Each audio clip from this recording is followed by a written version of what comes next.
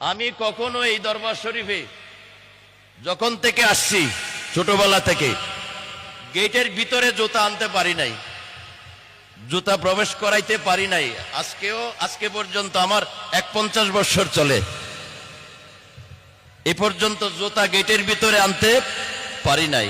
আমি গাড়ি আসি ঠিক, বিভিন্ন কারণে অকারণে গাড়ি আসি, কিন্তু গেটের ভিতরে গাড়ি ঢুকাতে পারি না। জুতা গেটের বাইরে থাকে, গাড়িও গেটের বাইরে থাকে, ওখান থেকে হেঁটে হেঁটে আসি। একবার আসতে পায়ের নিচে একটা তামার পাত ঢুকে গেছে, এটা আমি খুলছি, খুলে এখানে সামনে গিয়ে পুকুরের পাড়ে দেখবেন একটা এই ফার্মেসি আছে, ওখানে গিয়ে বলছি আমার তো ডায়াবেটিস, এই যে এটা আমার পায়ের ভিতরে ঢুকছে, কি করতে হবে, কি ইনজেকশন নিতে হবে? উনি বলতেছে জি হুজুর, আপনাকে একটা এটিএস ইনজেকশন নিতে হবে। তারপরেও জুতা পায়ে দিতে পারতেছি না।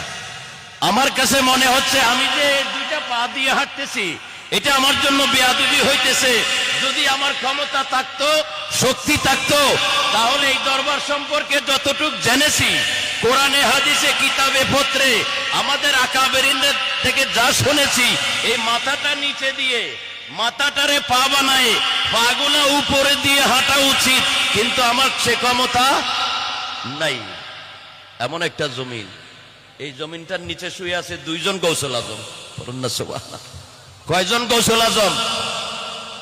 একটু চিন্তা করে হাইটেন, মাটির উপরে যে পাড়া দিতেছি, এই মাটির নিচে দুইজন গৌসুল আজম শুয়ে আছে, অসংখ্য আওলাদে রাসূল শুয়ে আছে।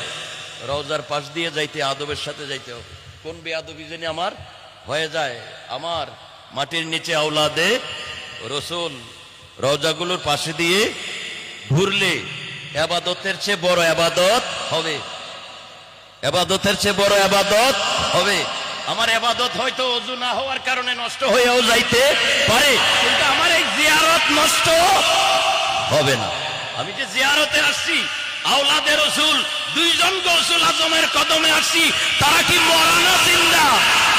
দেখে কি দেখে না? তাহলে আমি যে আসছি জ্বালানিয়া, আমার মনে কত কথা, বললেও শুনবে, না বললেও তারা সবকিছু দেখে। দেখার ক্ষমতা দিছেন কে?